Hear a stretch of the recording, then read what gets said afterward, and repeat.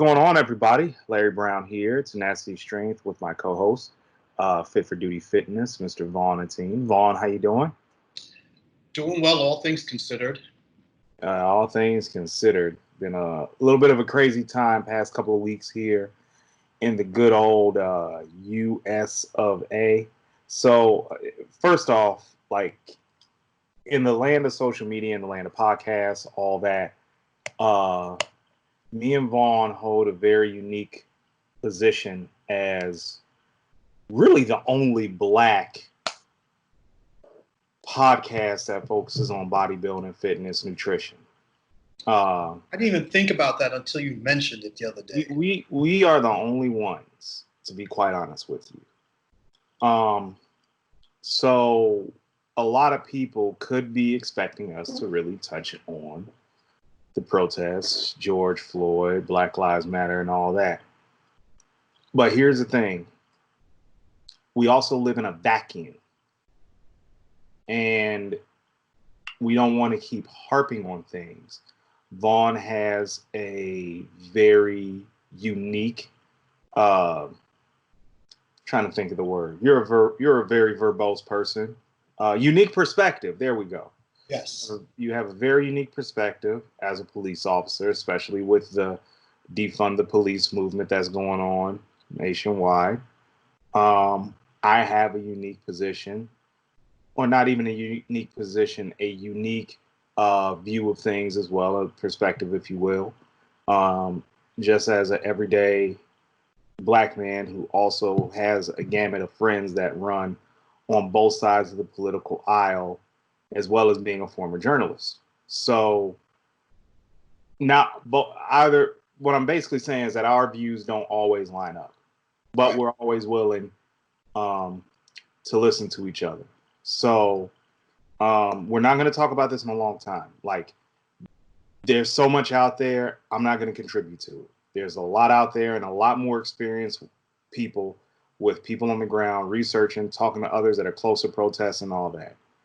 But I do want to ask a question. What are people not understanding about the defund the police movement that's going on right now? I think when that word, it's such a loaded term that it invokes, depending on who's receiving the message, almost two extreme sort of feelings and opinions being expressed arising from those feelings. On one extreme, you have, we want to completely eradicate the institution of policing and replace it with something less toxic, less effective, less invasive. And on the other hand, you have, okay, we need to ramp down sort of the things we expect police officers to get involved with and to handle on a daily basis. Because I do believe that America in general is over-policed, and if America is over-policed, vulnerable populations are going to feel that over-policing that much more. So I don't, in the middle is usually where some compromise is going to come. And I believe that, yes, we as police officers, we are asked to do way too much, especially in New York City. We basically have to respond to every 911 call that the fire department goes to, that EMS goes to. We have to serve as social workers, traffic agents, ACS, backup for ACS. We're in homeless shelters, we're in the hospitals, we're in the subways. We're in so many places where I don't think we need to be, that we put ourselves out there and we're overexposed. So when I consider defund the police, I consider the movement, it may have some extreme fringe beliefs and tenets, but there's a middle ground we could come to. We could start stepping back in a lot of things. And most police officers will agree with this. They don't, listen, if it's going to make my day that much easier, if it's going to make my investigative responsibilities that less, because we investigate a lot of nonsense that we don't need to investigate, then if that's going to make people happy because they have less police action, less police interaction, and less chances, less odds, less instances of having negative interactions with the police, if that's going to make people happier, and that's all it takes to make people happy, that's a no-brainer. That's something as the institution of policing and as cops, we could agree, okay, that's a great compromise. Let's step back from that. However, people need to also realize that in vulnerable neighborhoods, vulnerable populations, where police services are demanded on a frequent basis, because you know what, unless you are going to address all the socioeconomic causes and roots of crime, if you're going to tackle all of that as well as removing police from an area, then great. But removing the police before you tackle in full and in earnest these socioeconomic problems and a lot of other inequities and inequalities in the criminal justice system, the educational system, the healthcare system, I can go on, just about every system of government that impacts these vulnerable populations in these neighborhoods. If you're not going to fix those as well, you're going to create a vacuum, and that vacuum is going to lead to a lot of unrest and a lot of social disturbances. And then now when you completely remove the police from that, then you're inviting chaos. So some of us think of it that way. You can't just remove the police without putting something else in there. And I don't hear any cohesive plans. Oh, we're just going to fund programs.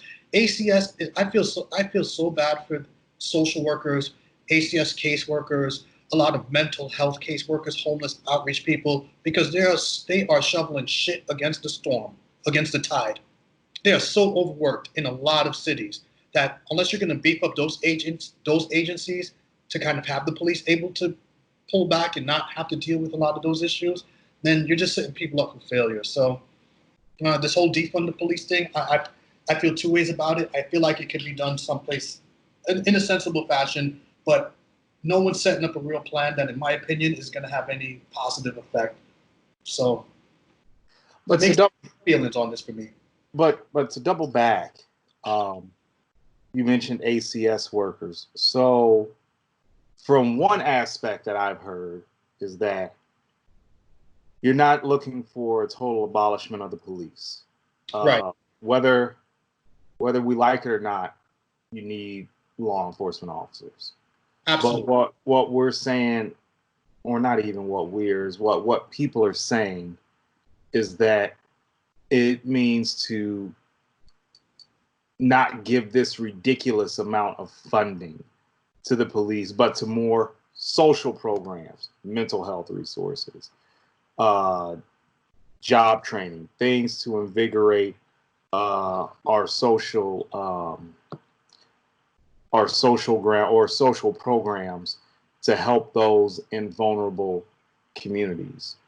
Now that could very well help, especially on the mental health aspect, helping people get their medication. We won't even get into the price of healthcare and the sham that it is in this country.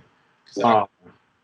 But I think people hear defund the police and then they immediately get into defense mechanism mode. And you want to get rid of the police? No, that's not the premise of what people are saying. Now, again, we do live in America, and unfortunately, fringe voices do rule. But I think if people sat down and thought about it, like, yes, we're over policed. I think where I really draw the line at, and why I'm not going to say I'm a hard, staunch supporter of defunding the police, but it's something that does need to be looked at. Bro, we don't need a militarized police force. I think that's my biggest issue, is that we've made the police damn near into the Marine Corps, with especially riot units like triple armored Humvees, and you're not going through Fallujah, you're not going through Baghdad. Well, here there's their entire documentary series and articles written about how police became militarized in America in conjunction with the military-industrial complex needing to offload a lot of their supplies that they use actually in war zones. Now, a lot of that has been justified by the American police. I mean, in New York City, to be honest with you, I say we have more of a need for some of those vehicles and some of that equipment more so than a small community in Middle America because we have been subject to terrorist attacks. Um, I have seen instances where there have been large-scale shootouts where some of that equipment has been deployed successfully.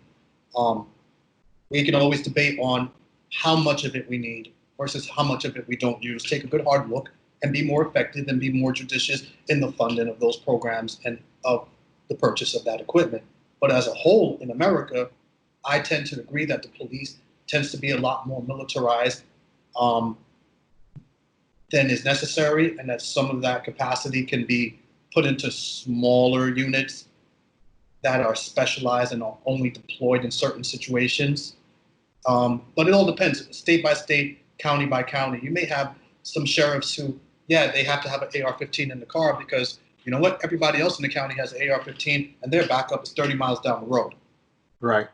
You know, so there's always an argument as to how much of that equipment and of that funding needs to be deployed elsewhere. But there's no doubt in my mind, and I'll agree, many officers probably won't, but I will agree that, yeah, we're a little bit more militarized as a police department on a whole in this country than we need to be, because other countries in the world, they just don't use these sort of tactics because, I mean, they just don't need it. And we either are going to admit that America is pretty much a third world country and we need these tactics and we need this equipment, or we're going to realize that we're an industrialized nation and a civilized nation, and we have to really discuss how much of this equipment and these tactics we need to deploy to kind of police our country.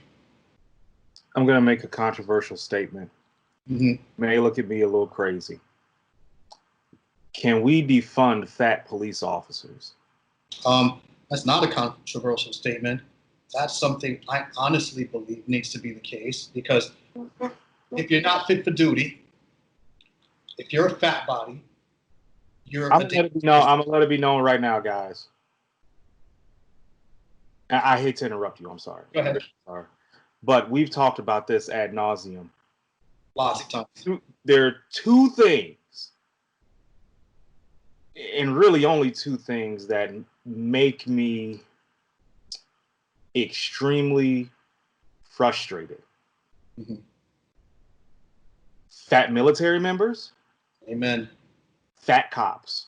I fucking hate them both. That's bullshit. Join the club. Not only that, I'll go a step further. How about this? How about fat or skinny, ineffective? Your tactics look like shit. You quite obviously don't know what you're doing.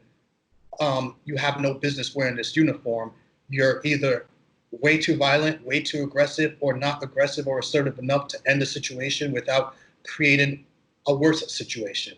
So incompetence overall, poorly trained, aggressive, and just not fit for duty, not suited to have the badge, makes us all look bad. So I think we need to take a good hard look at not only recruiting, retention, and training of our cops, which is another reason why we can't completely defund it, because if you want good cops, you're going to have to train them and pay for that training. But we also have to agree that there are way too many of us that are pretty fucking useless. And maybe, listen, the world doesn't know you live in. Maybe you need to seek employment somewhere else before you fuck up and make this profession look that much worse. And I just don't know how you can look here. And the reason I say people are going to look at me and probably message me when I put a clip up and say, I hate fat cops and fat military members. No, well, you're fat shaming, Larry. No, there's no room for you. You're not mission fucking ready. Listen. And here's my thing. Back to being ineffective. If you're 120 pounds fucking soaking wet and you can't defend yourself, if the first thing you pick up is your sidearm, you are a massive piece of shit. Let's just put two and two together. Size and communication skills will almost always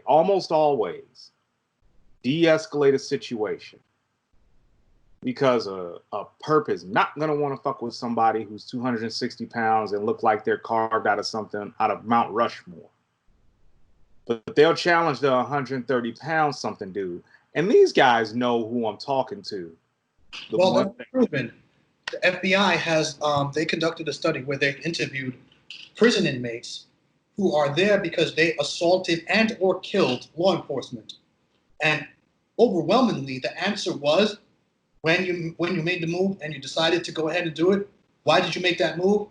Almost invariably, the answer was, because I sized them up and it looked like I could get away with it.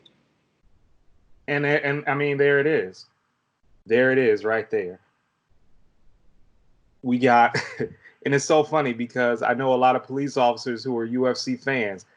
I know a lot of military people who are UFC fans. How about you get your motherfucking ass from in front of the fucking TV and get your ass to a Krav Maga or Brazilian Jiu-Jitsu studio. So you put some weight on your ass. There's a go ahead, I'm sorry. No, go ahead. I'm like, yeah. You see how I get it. And I feel the same way. I probably feel more fired up about the topic than you do. That's actually why I started my page in the coaching business, primarily directed towards first responders, because I was sick and tired of seeing first responders not being the best they could be and doing a disservice to themselves and the people they serve. On Instagram, Big Guy Greg. He's an NYPD detective. He's also a purple belt in jiu-jitsu. And he always says that there are 5 basic jiu-jitsu techniques that you can use to put any situation of aggression or physical contact to an end with very limited or minor injury or just any sort of stress to the person you're subduing. And it's 5 techniques that all you have to do is repeat, learn and practice those techniques. You don't even have to become a purple belt, black belt, brown belt in jiu-jitsu. You just need to be competent in just about 5 techniques and then different ways to kind of protect yourself if you're on the ground. And you could be an effective police officer, but you have to train it. And if your job isn't paying for you to train it, pay the money to go get yourself trained. Like, and that's the thing too. Like, another thing that frustrates me is that, like, train to have yourself be trained, right? So inevitably, if it makes you a better police officer, it makes you a better military member, then obviously that small investment is going to pay off long term.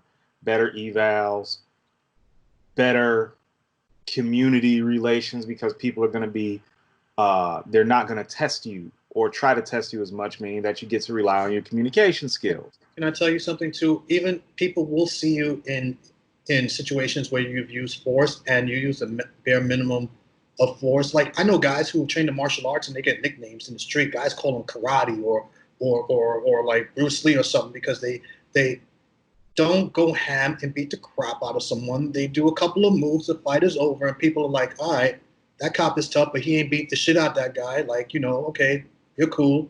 You handle your business, but you're not brutal, And believe it or not, people on the street will respect that. They'll respect it, and they won't fuck with you. Absolutely.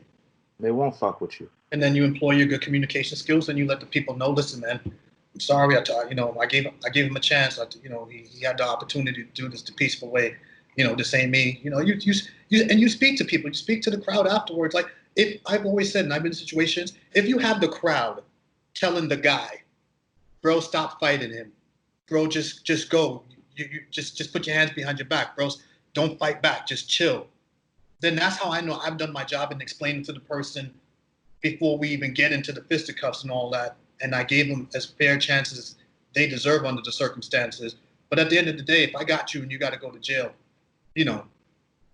today is different. But back in the day, and I mean like 3 weeks ago, the option of, hey, you got to come in with me doesn't mean you get to fight me and run away. Now, I mean, who knows now? Like, honestly, I thank God I'm not in that position, but I can't be seen with my big ass wrestling anybody into a pair of handcuffs, because my job is as good as done, because public perception right now kind of swung the pendulum of what's expected or what's reasonable all the way over to the left. So, right now is the time to just kind of retract and kind of rethink what you're bringing a person in for, and if using force in this current environment is even worth it. And I hate to say it, but now you have to take other things into consideration before you even go that route. Yeah, it's a very weird time, and we said we weren't going to touch on this a whole So we spent 20 minutes on it. I think we're good. Yeah, I think we're more good. Let's move on. Moving on to a little bit of a training in nutrition. Okay, look, economic experts across the nation have said it. It's something that we've talked about. We are officially in a recession. Yes, sir. Right? We're officially in a recession. So for those that don't know what that means, the last recession we were in was during the Bush administration. And I can tell you from experience, finding a job in that market was complete hell. Complete hell. So if you have a job that you don't like, plan on staying there for a while, do your hours, shut up, make your money. Because that's essentially how bad it is. But we don't know how long it's going to last. But what I wanted to talk about was supplement simplicity. Because now we ain't got that extra income coming in. We can't try the latest and greatest pump agents. We can't try, what was the shit Muscle Tech was pumping back in the day during those recession days? Gay Kick or Gay Kick, Lou Kick. Gay Kick, Lou Kick. I had cupboards. There's all types of shit. I had cupboards full of that shit. I used to be sponsored by Muscle Tech. Oh, really? Yeah, and NYPD made me give up that sponsorship. Are you serious? They thought it had too much to do with hinting at steroids and bodybuilding, and they were like, it's going to give officers a bad name, and we can't have you engage in a company like that. Listen, man, the NYPD has hated on my bodybuilding career from day one. I can tell you stories about it. But yeah, my Muscle Tech right before I turned pro, and the contract says, if you turn pro, you get a money bonus. If you win shows when you turn pro, we match your winnings. And you know, got money. You would have got paid. I would have got paid because I turned pro that year, and I won 2 pro shows the following year. Dude, you'd have got paid. Oh my God, I'm mad now. Oh my God. FTP on that one. Oh my God, we got to talk about this offline because I definitely want to hear more about this. But you know the thing, like Dave Pusinella in Under the Bar, or not Under the Bar, Raising the Bar. I'm sorry. There were 5 foods that worked. Yes. Right? Well, there's only a couple of supplements that work, and usually it's around about 4 or 5, right? We're gonna do 5, and we're gonna name one that's kind of a supplement, but you discussed it. We'll hint to it later. Go ahead though. Let's get the 5 supplements that work that you should be taking if you're on a budget or if you want to maximize and optimize your gains to your gains ratio from the income, the amount of money you're spending. So the first thing is something that I slack on a lot.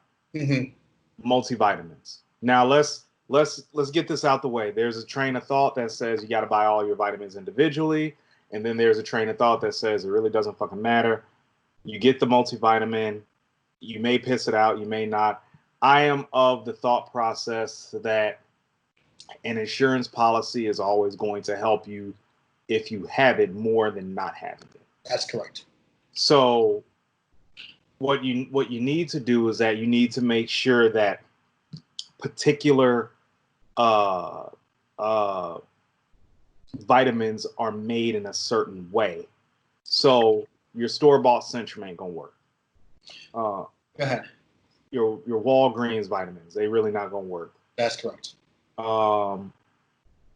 Some of your vitamins and minerals inside of your multivitamin needs to be chelated. Yes.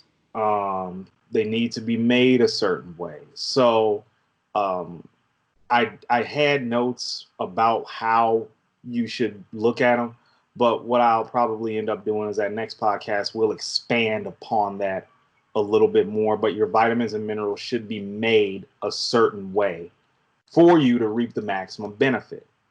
So that usually means investing the money in a high quality multivitamin. Now, do you recommend powders for people, or do you recommend capsules, or do you recommend pressed pills?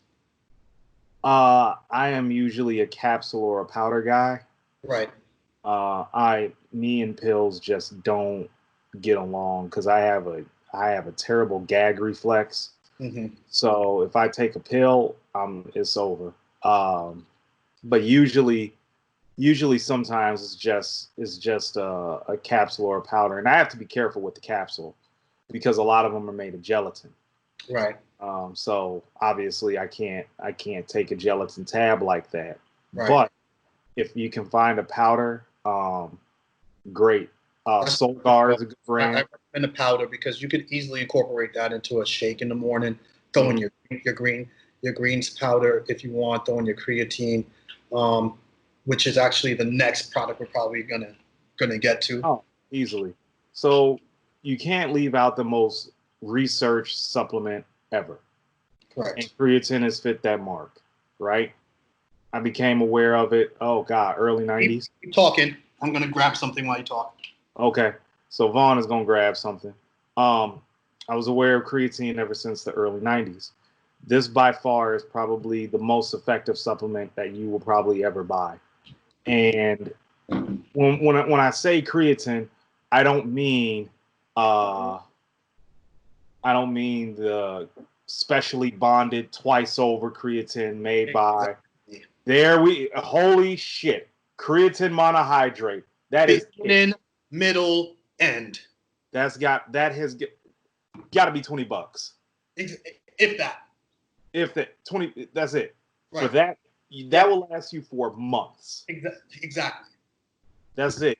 And I don't care about what salesperson A says, salesperson B says. I don't care about what skinny fat dude in the supplement store trying to get a commission off of you buying the creatine bonded triple long Aston buffered bullshit. No. Monohydrate or get the fuck out. Period. That's done. That's it. $20. I've just saved you so much money. Exactly. You need to write me into your will. Exactly.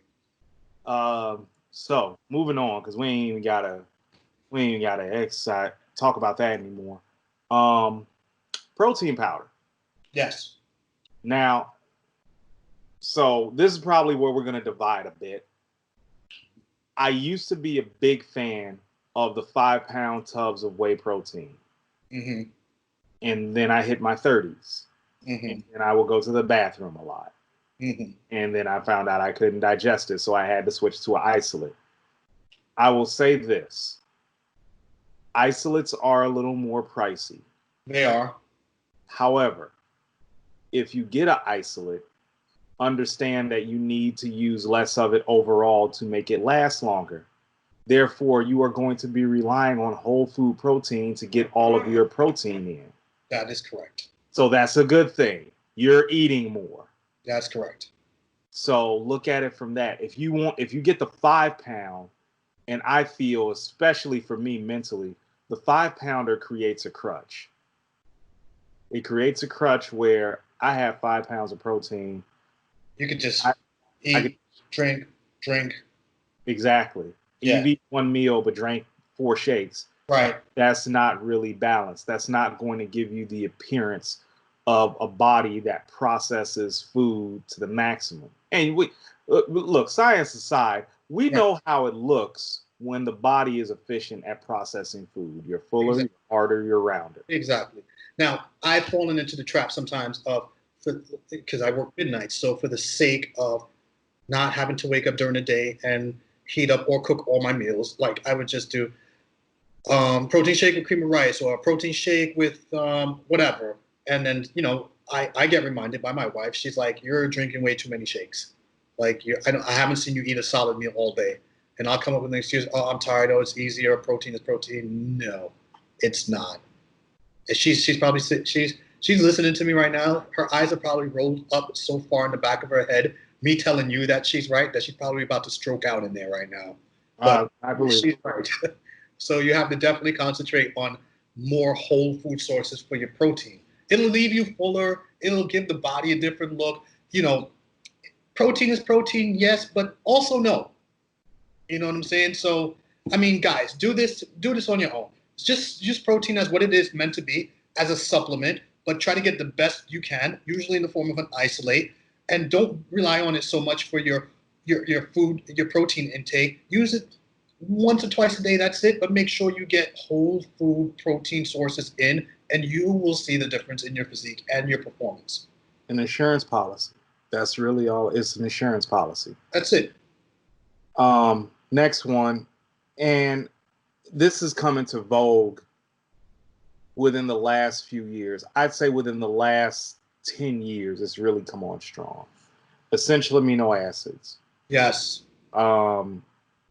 As intra-workout stuff. As an intra-workout, correct.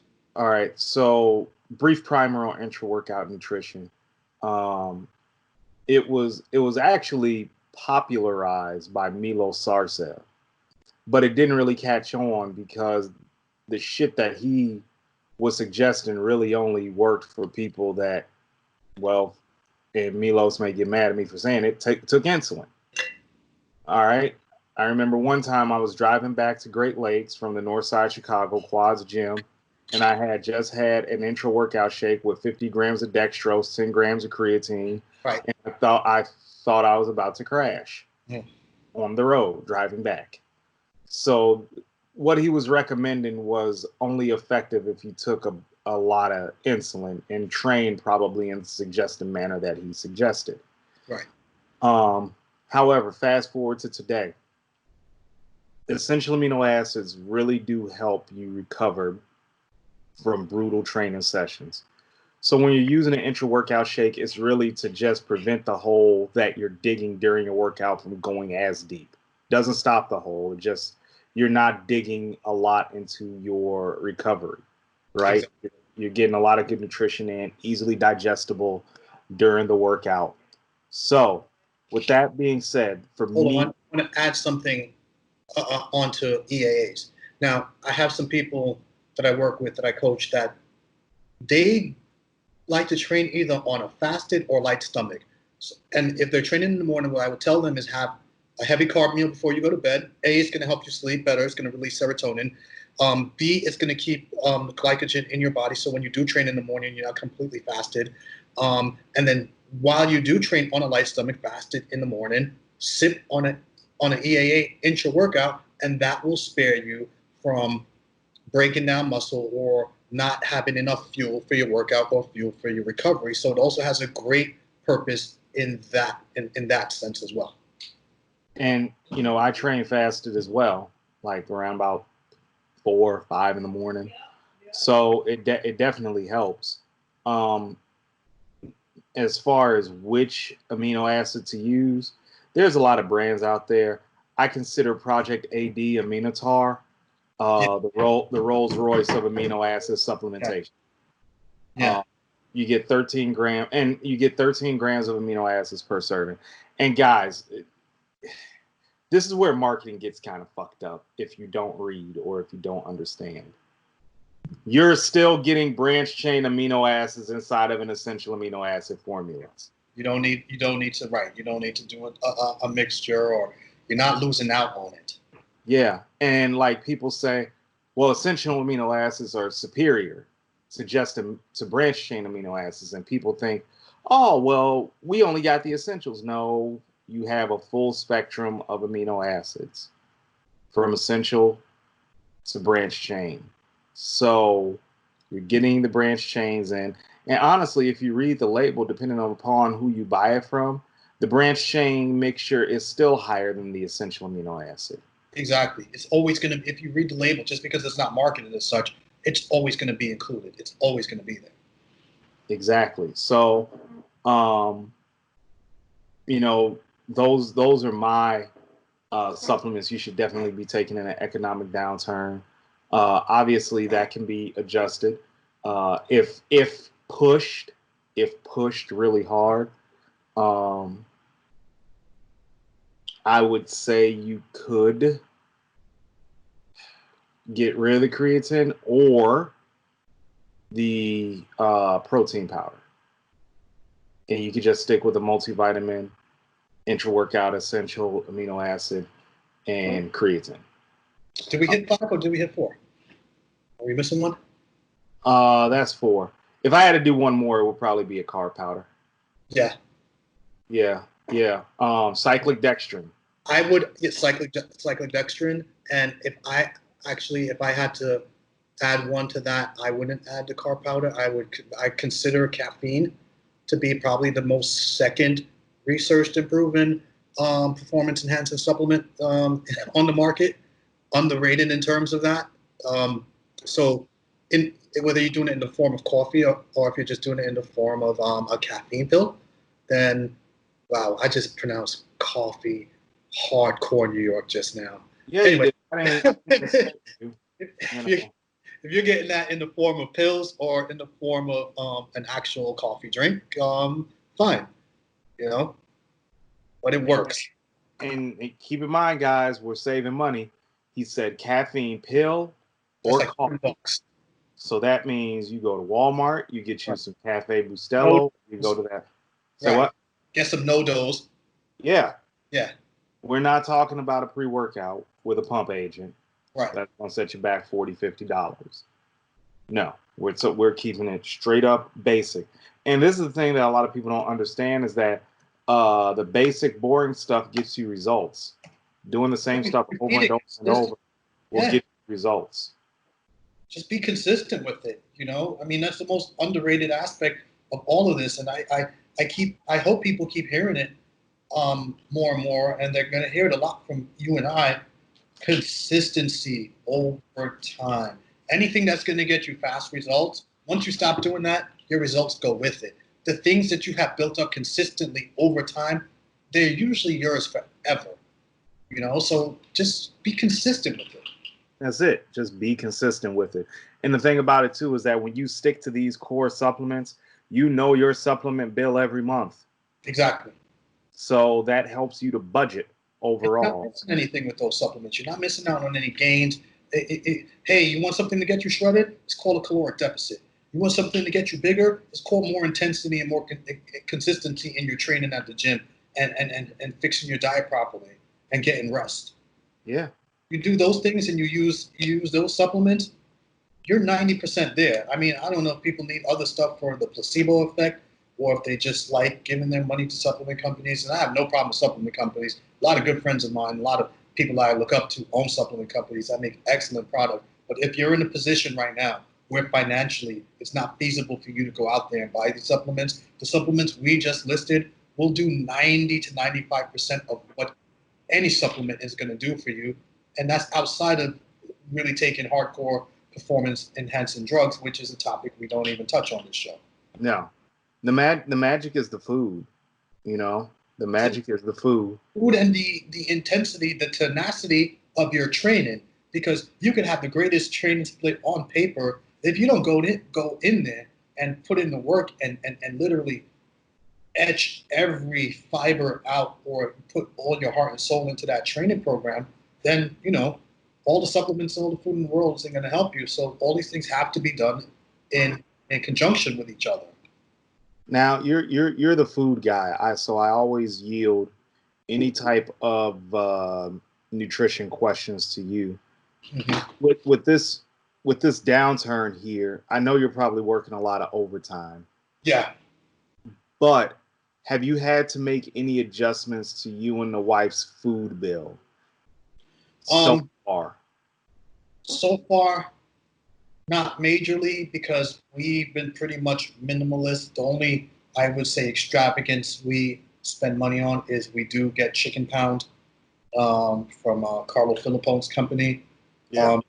I mean, we just make that a requirement for us because we go through so much of the stuff that we're not going to be up here catching salmonella, cleaning chicken, seasoning chicken, cooking chicken. We just know it's too much trouble for us. We just when we calculate it out, it's just worth the money to order the chicken. But we stay pretty much with the basics. I mean, fresh greens, fresh veggies, they're not expensive. So we'll get our fresh greens, fresh veggies. We'll get our frozen foods, our strawberries, raspberries, blueberries in there. We have our carb sources, our potatoes, our rice.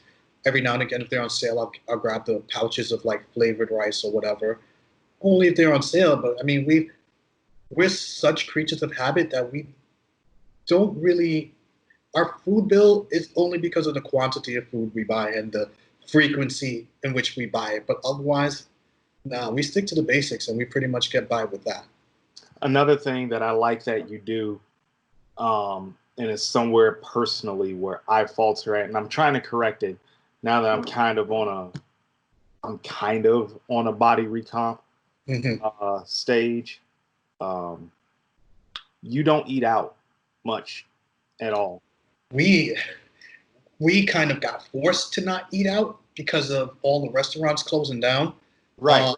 But we definitely have decreased our eating out expenditures since this pandemic started, and we're looking to keeping it that way and only eating out. We're working on actually socializing more at home. So even like sitting down, looking at each other, putting the phones away, and kind of engage like how you are supposed to engage in a restaurant, which even sometimes Right. I fail at that. But we're working on doing it at home a little more. Coffee in the morning, whenever we do our weekly cheat meals or whatever, and just going out walks in the park. So we're working on that more. So the socialization aspect of it between she and I is what you would normally go out to a restaurant for. Mm-hmm. So if you can kind of make that aspect of it something you do on an ongoing, continual basis, you kind of don't miss going to a restaurant for that specific reason. And the food aspect, you can always try to recreate as best as you can at home and save money doing it. And while we're on, I was about to go back. Your chicken pound, that basically is restaurant quality chicken. Oh, basically, it's definitely restaurant quality chickens. They just added a jerk chicken flavor to it. They're at the Chicken Pound on Instagram. Use code Fit4Duty10, Fit number 4 Duty 10% off your order when you go to order. And they have definitely great flavors of chicken that I highly recommend. We use it all the time. Plenty of people do. They ship everywhere. And you get your chicken frozen. You throw it in the fridge to keep it frozen. You throw it in the air fryer, in the oven, or in the microwave, and you have good quality chicken ready to go with you at all times. So it's really good. We'll have that discount code down there in the links in the video description. So definitely get on top of that. Now, what are you doing as far as gyms being open? And I know I just re-upped with you for a block of training because more and more gyms are coming online, and I'm looking to actually get back into things a little bit more aggressively. So, you just hooked me up with the training block. Say gyms now, they're coming online more and more states.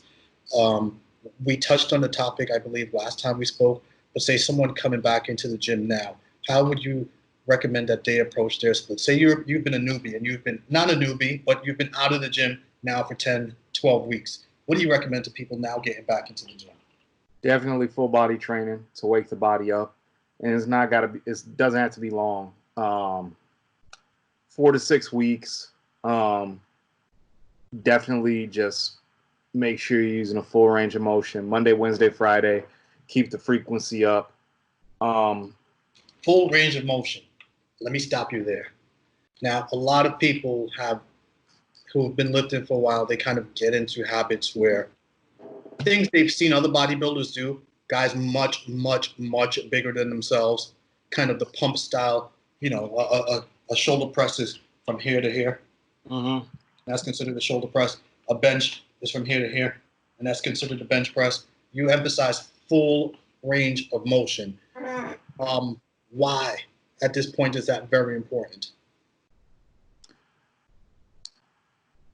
You're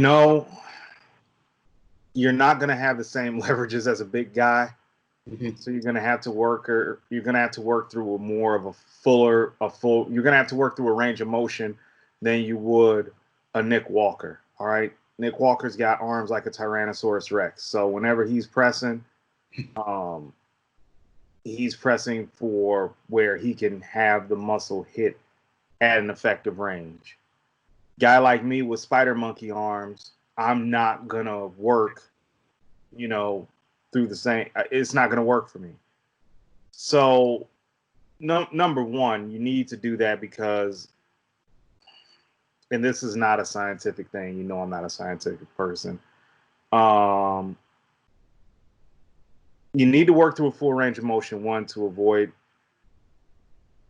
long-term injury. I feel people that work through shorter, more Ronnie Coleman-esque ranges of motion come out with a little bit more injury on the other side, especially as they get older. And I speak to myself. Sometimes I end up falling into that trap. My elbows hurt. My bicep tendons hurt.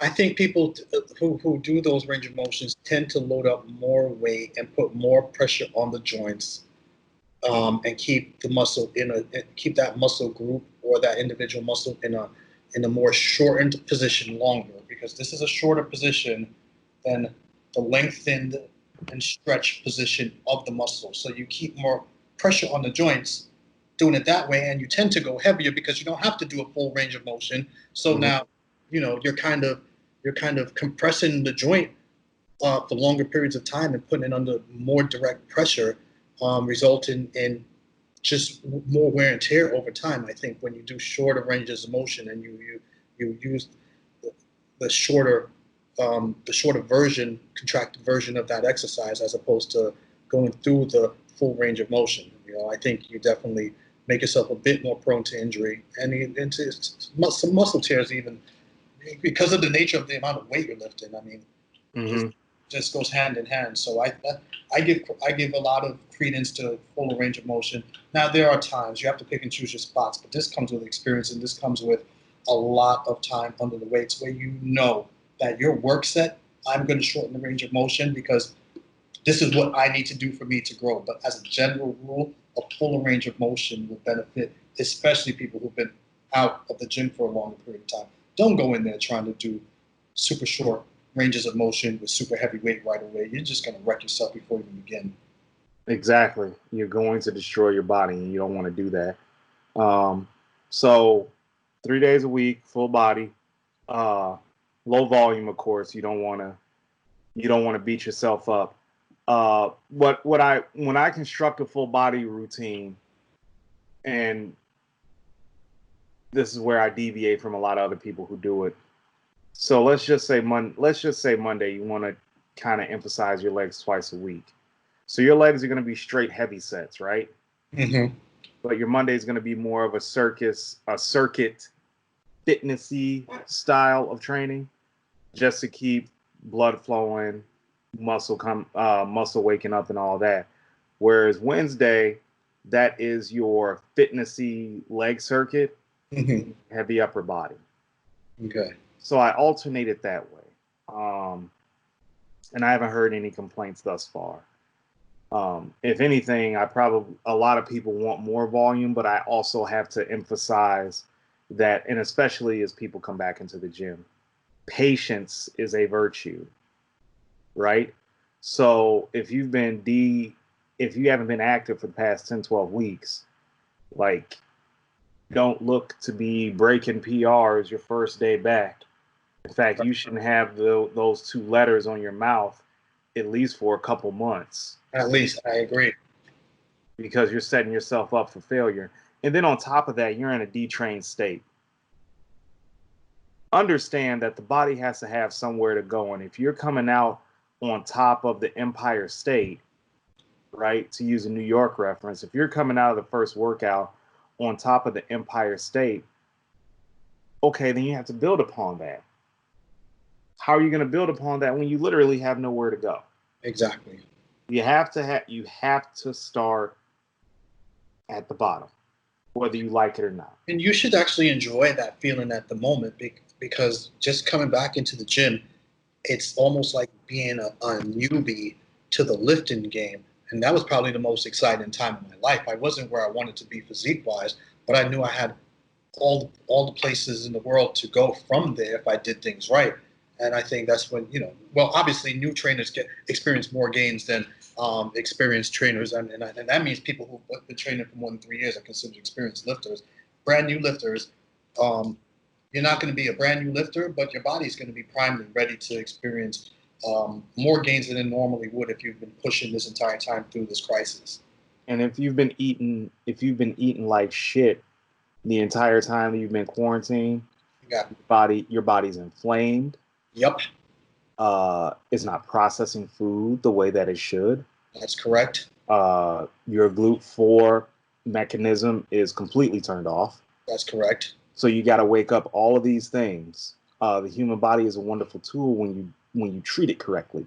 So all those things have to wake up. All those systems, all those processes have to wake up. And then on top of that, mm-hmm. you've just been lazy, and you have to put that discipline back in your life. So take your time. Yeah. Take your time. If the second wave of this shit hits, then hey, that's life. Like we kind of expected it. So Lexus and bands for a while. Yeah, I mean, just take this time, work urgently, but be patient. That's correct. So last thing we need to talk about is that, seeing as that we're both bodybuilders, competitive season starting up. Right. Very soon, Mr. Olympia. They've been kind of coy on how they're going to do a lot of the invites, if they're going to have a shorter field or anything like that. But we do have dates. It is a week before Christmas. That is the best you're going to get, guys. So if you were trying to go home for Christmas, budget for the Olympia.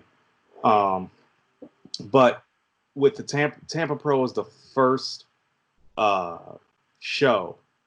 And historically, that show has been really good, right? That was always a show I wanted to do as a competitor that I kind of regret not doing. I always wanted to do the Tampa Pro for whatever reason. I mean, you can still do it, but Yeah, but I'm probably gonna have to do 212, and I'm not gonna look to compete against George right now. George is looking something otherworldly right now. Just something to think about. That boy's back got his own area code, bro. He has no ears. So he's doing that show. Lucky Libra. He's doing that show.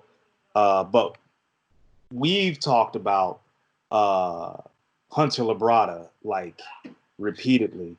Oh, man. He is in cruise control. So I don't know if people realize that Andrew Vu is his coach. Andrew Vu is a great prep coach, right? All of his guys, I've never seen him bring in a guy that was off. Right. So he's got, like, Hunter is still hitting PRs in the gym. He's looking good. He's looking thick. He's looking dense. Old, just ridiculous. Yeah. In my opinion, that's the guy to beat for Tampa. Yeah. That's the guy to beat for the New York Pro. Yep. So those are that show is going to be very competitive. We also have Dietrich Lewis. Yep. He's looking crazy, and I think the Tampa Pro is going to be really good. Who are you most excited to see step on that stage? I'll be honest with you, man. George Peterson in the 212, finally taking the inhibitor chip out, taking the governor off, and being able to get in there and put and keep on some good weight, and compete at this higher weight class in the division that I personally believe is best suited for him. I actually honestly think that in another year or so, George is going to be a threat in the open as well. He carries, I think he's going to carry enough mass to. But George in the 212 is something I'm going to be placing my chips on that guy to win the 12 at the Tampa Pro, and immediately become a threat for a top spot in the Olympia, top 5, his very first 212 Olympia. I also want to see, to be honest with you, I'm just all about Hunter Labrada and seeing. I think it's going to be a very lopsided appearance for Hunter Labrada in the open class. I think he's going to kind of walk away with the show. I really don't see anybody who's going to challenge him in all the categories in terms of symmetry, size, conditioning. I think he's bringing in all of these way ahead of what I think anybody else is going to be able to come close to be honest with you. And he's been consistent in his training throughout all of this. Yeah. He has stayed training, so that definitely has boded well in his favor. So I'm definitely excited to see Hunter. I'm not sure who's doing the New York Pro. And there's a couple of British shows that I know that are happening, but I haven't really looked at um, any type of field, and no one's really thrown their hat into the Chicago Pro, which has been rescheduled to go into October. I think what I need to do right now, too, to be honest with you, is to pay more attention to the actual bodybuilding world, which I've kind of through this between this pandemic, this last like month and a half or so between the pandemic and all the social disruption going on in the country, I've kind of taken my eye off the ball in terms of bodybuilding and what's what, because I just figured bodybuilding is such a frivolous, elective thing in life that there was more pressing things that demanded my attention. But it's getting to the point where, you know what, these things are going to play themselves out on a level that you and I pretty much don't have a ton of control over. So the things that we do love and the things that do give us distraction, motivation, and entertainment, and bodybuilding is that thing. It is probably the thing for me. Is at least watching it at this point is something I kind of need to really get back into watching some more. So I'm going to definitely pay a little bit more attention to that. Oh, absolutely. And I mean, even with the Olympia coming up, Olympia now at Planet Hollywood, Brandon Cooper's first title defense, Dexter Jackson's last Olympia. Right. That's going to be very, very exciting. We get to see. I wonder what William Bonac is going to look like. He stayed consistent throughout this too. I think he's opened up his own gym or has a home gym that's very well equipped. Very well equipped. Good for him, because yeah, I mean that guy. I mean, his thing is conditioning. He doesn't have the greatest structure in the world, so I mean his conditioning highlights the strengths of his structure. His lack of conditioning really highlights the weaknesses of his structure. So he's a guy. He's gonna rise and fall on conditioning. So I mean, there's no real improvements other than his legs that I think he needs to make, because his legs have definitely taken a turn for the worse. I don't know why. Don't know if there's something going on there. But if he could pull a Dexter Jackson with his legs and bring those quads, that quad sweep back to life and nail his conditioning, there's no reason why he's not top 3 again. No, easily. Is Brandon Curry a vulnerable Mr. Olympia? Brandon Curry is the most vulnerable Olympia since Chris Dickerson, in my opinion. Mm-hmm. I mean, I like Brandon. I really do. He's a great bodybuilder, beautiful physique and everything. But when you think of all the tools that it takes to be Mr. Olympia, there are so many guys in the top 6 who could bring those tools to bear and definitely represent a threat. And not only that, but the looming shadow of Phil Heath or a Kai Green return is more than a threat to a Brandon Curry reign as Mr. Olympia. I'm going to tell you right now, and this is just my personal opinion, you will not see Phil or Kai on that stage. Really? Not even if the powers that be gets down on their hands and knees and say the bodybuilder needs you. This is the year. Please come back. And all but guarantee a win to the gift.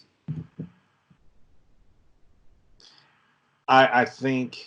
Well, why not Phil? Tell me why not Phil, then tell me why not Kai. Because I have reasons for why not Kai, but I need you to walk me through why not Phil. I think Phil is trying to transcend bodybuilding. You know what I mean? He signed on with the Rock's Athleticon? Not Athleticon, but the management company. Management company? Okay. Yeah, TCM or TCMG management. He signed on to that. So more opportunities will come as a member of that management company. So I think he's fine where he's at. He seems to be enjoying life a lot. He's got his Fit app that keeps him busy. I believe he has a subscription crate as well. So that probably keeps him busy as well. I believe. I'm not too sure. As far as Kai goes, Kai has not had championship training for a few years. This is true. No coach. No coaching. No nothing. that is not a mode that you can just switch on and off, I feel. Now, Kai may be able to very well do it, but for the Kai that we like and the Kai that we know, we want him to be the philosophical yet aggressive bodybuilder that we know he can be and that he's at his best at. The Kai that we see now, I don't think he's ready for the haze of training for the biggest bodybuilding show in the world. No, I don't either. I think Kai has done what Phil is trying to do now, and he's already transcended bodybuilding. I think Kai was focused a lot more on the entertainment and the business side of things, and I think Kai. I don't think Kai. I've heard Kai say, and when I said heard Kai say, said it to me. I met up with him at Comic-Con recently, and we shot the bullshit a little bit, and he waxed on about using your talents and your gifts to kind of benefit you more than benefiting others who would benefit off of your talents and gifts. So that was kind of him directly implying that he's kind of done with bodybuilding and that he has other pursuits that he can kind of chase that will be more beneficial to him in every sense, health-wise, monetarily, rather than just competing on a bodybuilding stage. Also, fulfillment. Kai's an artist at heart, so there's a lot of things that kind of bodybuilding limits him to do artistically, which he's now found avenues of expression that he can kind of dive into and be more fulfilled in that sense. So with all those things combined, I don't think we're going to see Kai Green on a bodybuilding stage no matter what, you know. Yeah. No. If we see Kai and Phil on a bodybuilding stage, then God damn it, I want to see Jay Cutler. Yeah, might as well. I mean, and we know that ain't happening. Yeah. He's on record and said, "Nope, I'm good. Yeah, I'm straight." So, you know, I don't know who would win. The fanboy in me says I would like a Dexter Jackson win. I feel it's a good way to ride off into the sunset, but I'm not too sure. You're right. Brandon Curry is a vulnerable Mr. Olympia. Bonac, I feel. You know what? The two shows for me that are going to solidify how I view the Olympia lineup is two shows besides the Arnold. New York Pro. Yes. Chicago Pro. Okay. Because they take place very late in the year, especially the Chicago one. All right. So you're talking about a good 2 months away from the Olympia, 2.5 months away from the Olympia. I think that's going to really have some people sneak inside. So selfishly, I would like James Hollingshead to do the Chicago Pro. He's working with Patrick Tutor and looking like an absolute beast. I would love to see Fuad Abiyad. I want to see Fuad come back so bad. I want to see him. I definitely want to see him come back. I was so pissed when he tore his tricep and he couldn't compete. He was getting ready to do some damage, in my opinion. Me too. And I really want him to come back. So Fuad, if you're listening, we know you got hostile subs, but get your ass off the couch and let's get back on that stage. One more time, man. One more time. We ain't asking for much. We may be asking for much, but I know. You know. But so it's not that easy. Yeah, but I definitely want to see James Hollingshead take on Chicago and leave with a win. He's probably one of my favorite pro bodybuilders right now, if not the favorite, because I follow all of those guys in Britain. So, I mean, we'll see, but it's going to be very interesting. So, any parting thoughts before we depart? No. Well, actually, yes. I just want to say to everyone that, listen, these times that we're going through, we've gone through them in the 60s, we've gone through them in the 50s, we're going through some tough times in this country right now, economically, socially, and everything else. When you add on a pandemic to all of this, we've been used to social disruption and economic disruption over time, especially if you're a certain age. But to add a pandemic on top of it, we're being faced with so many challenges that I'll be honest with you. being fit, being healthy, being strong, and having an outlet for your fears and your frustrations besides just social media, but a way to express yourself, to keep yourself strong, keep yourself healthy, is very important for a peace of mind in today's society. So I don't care what it is that you do. I don't care if it's CrossFit. I don't care if it's martial arts. I don't care if it's biking, running, jogging. I think it's very important that people get on top of what it is they like to do to keep them active, strong, healthy, and engaged, and put your all into it, because these are things you can control. So things you can't control, don't even bother about. But these things you really can't control, and this will make such a positive impact on your quality of life. I'm begging you, take control of the things you can and put your heart and soul into it, especially during this time. Especially during this time. If you got nutrition questions, hit up Vaughn. He's very knowledgeable on that. If you need help with training programs, I work at an affordable rate, so we'll keep it moving. But I ain't got anything. But this was a good talk today. I enjoyed it very much. Okay. All right. So for Vaughn and the team, I'm Larry Brown. Thank you for listening to the Tenacity Strength Fit for Duty podcast. Give us a subscribe on iTunes, and we are also on Spotify. We're going to be coming to more platforms as we progress. Let us know what you think of the show. Leave us a comment in the comments section, and we'll be happy to bring you more content. And we'll be lining up some guests for you guys so you can learn even more outside of our two perspectives. Exactly. So, again, thanks for listening, guys. Y'all take care.